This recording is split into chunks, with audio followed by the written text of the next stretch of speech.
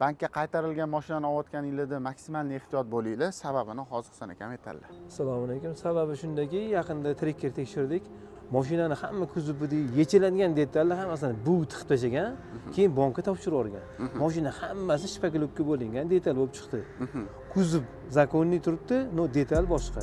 Shuni tekshirib olinglar. U olayotgan odam ham bilmadi, biz borganimizda YouTube bo'lgani, shu mashinani tekshirganimizda shunaqa holat chiqdi, mashinani olmadik.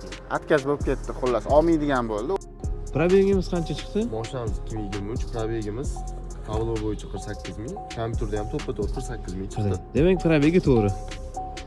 Qayerdan mashina olsanglar ham ustasiga tekshirtirib olinglar. Bizga boshqaga farqi yo'q. Tekshirtirib olsanglar, o'zingizlarning ishonchingiz uchun muhim bu narsa va ertaga kimgadir sotayotganingizda ham halollab sotasiz, bilib sotasiz. Misol uchun ertaga uyalib qolmaysiz.